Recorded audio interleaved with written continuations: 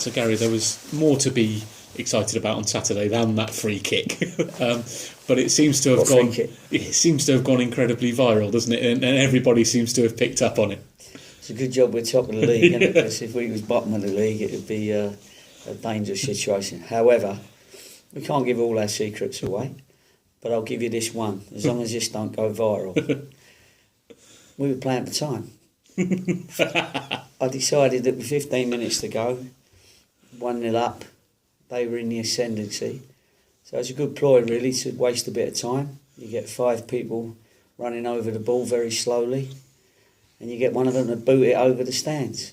And by the time the ball comes back, there's another 5 minutes gone. That'll be our little secret. Excellent. There was so much more to that game though than that moment, even though that's what everybody else. Like it. Yeah, what everybody else has picked up on. It was a terrific team performance for the full 90 minutes. Well, it was because Tranmere are on a good run of form. Just because we've been, not losing every week, it doesn't mean to say there's not some decent teams that you have to work very hard against. And Tranmere were one of them teams. And we quietened the crowd. In fact, we upset the crowd for a little while, and then they picked up a little bit, which all teams are going to when the game's a bit like that. But I thought we saw out an away performance really, really well. We saw the game out. I know it was all a bit handbags at the end there when there was a little scuffle down in the corner, but it was just being professional, if you like, where both teams, one team was trying to get on with it because they're 1-0 down, and another team doesn't need to get on with it because they're 1-0 up, and Tranmere will do the same when they're playing Forest Green and 1-0 up or something. So it was a real proper away performance. So I was really proud of the lads, and it wasn't backs to the wall. It wasn't let's defend it. We didn't. I thought we had a lot of possession. We had a lot of good possession, and we had some decent chances as well. So, as you say, coming back on the coach, I was thinking over the game like I do, and I watched the DVD back, and it was a great performance by our players and our supporters. Yeah, Russ was here on Thursday saying how people like James Dayton, James Rowe and Asa Hall had taken the team to a new dimension since Christmas, since that sticky spell, and that was proven more than anything. I think Tranmere were 3 were. It was Russ's free kick and on. You're right. It has taken it to another level. But if you go back over all your reports, I've always said that the second half of the season I felt we would get even better because we had a lot of niggly injuries that we couldn't get rid of. Dates, Asa, Rowie, they were all players that had a great ability but just couldn't get rid of their injuries to get fit enough. So they wasn't fit enough to get fit, if you know what I mean.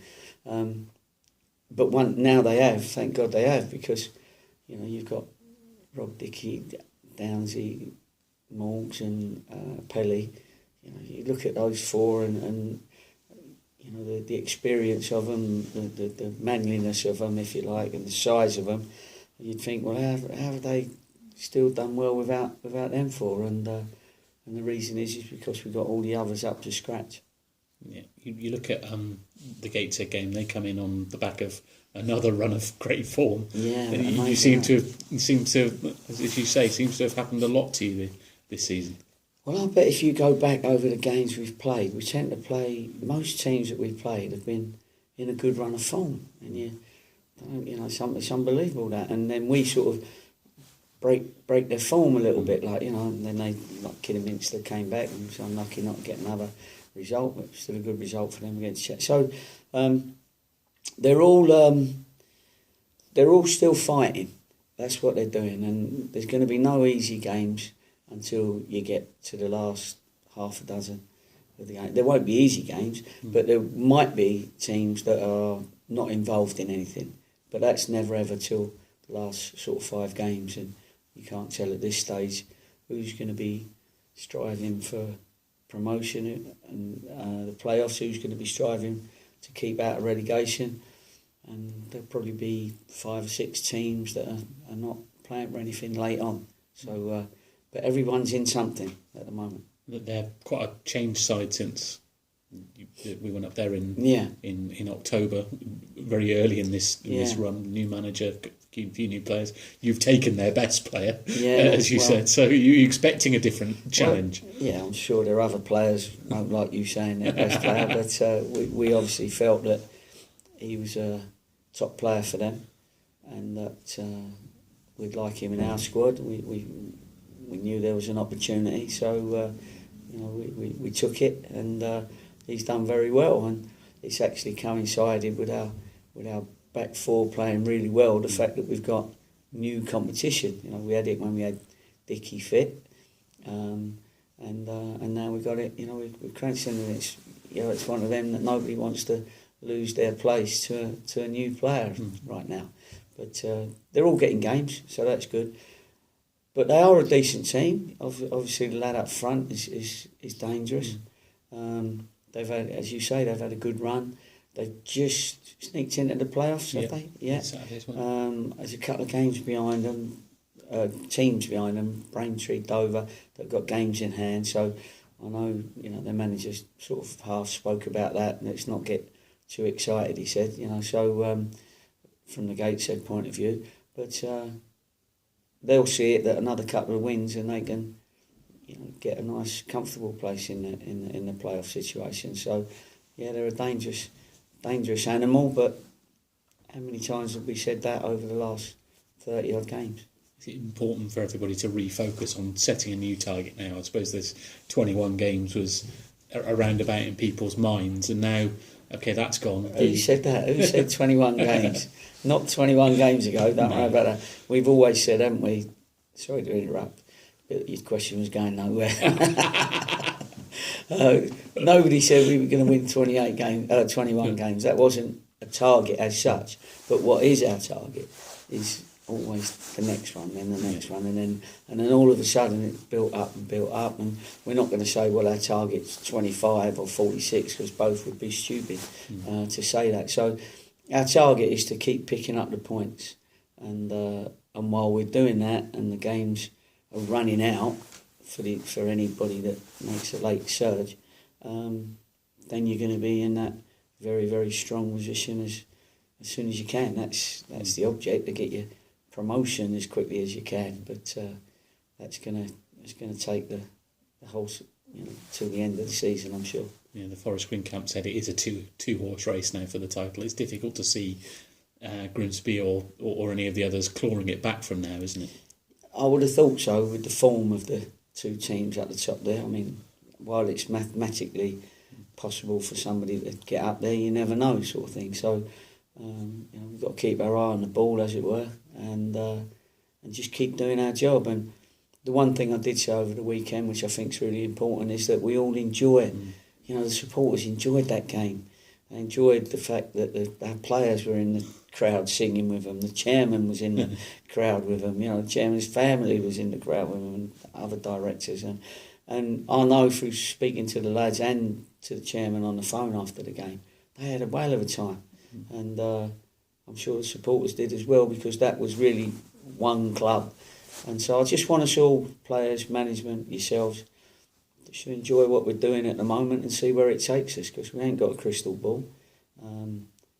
But we got enough energy and spirit as a club to see it through. Slightly strange week this week with no game Saturday, but a game Tuesday and then Tuesday. Does that affect your preparation? You're going to give the players maybe a couple of days off just to recharge? Well, I'd like to, but I'm always frightened to. No, listen, I trust this group impeccably, absolutely, and they've never proved me wrong yet in trusting them. So it's just a matter of we'll have a look at the itinerary. We'll do what's best for them. We do discuss it with the senior players and say, what do you think? And then we do exactly what I want. No, we discuss it with them, we talk about it, just to make sure that everybody's happy with what we want to do. And sometimes that's no days off, and times that's one day off. I don't think they've had many weeks where they've had 2 days off. But as you say, this weekend, might be different. But most of them do a little bit anyway on their day off, whether it be a little swim or a jog round or whatever it is. So we trust them. Finally, how's Jack Bartram after Saturday? It looked like a painful one. Is it just a bruise and he'll be fine, or is it something a bit more serious? No, I don't think it's too serious. Gavin Crowe, our physio, rang me on Sunday night to say, or Sunday morning, that he'd seen him on the Sunday morning, and it hadn't really swelled up like a real ligament problem does. So I think he's going to be fine. Gav said, that he's in his opinion, he'd definitely be okay for Saturday. So that's for good. Tuesday. Oh yeah, for Tuesday. Yeah. Sorry, yeah. So because you mentioned that defensive options aren't that sort of great with Dickie still a bit of a way away. Yeah, so, that's right. So you can't really afford much more in there before you'd have to look again. No, we can't. And I would have to look again. We could lose a centre half, or we could lose. We've got 2 left backs. We've probably got right backs, but I don't particularly want to move Rowie back there again, or even Ace at the moment when it's going okay. So, but anyway, I think he's playing well as well, Bart's at the minute, and I think he won't not want to play. So mentally, I'm sure he'll be bumping into me this morning saying, "Gaffer, I'm okay." Excellent.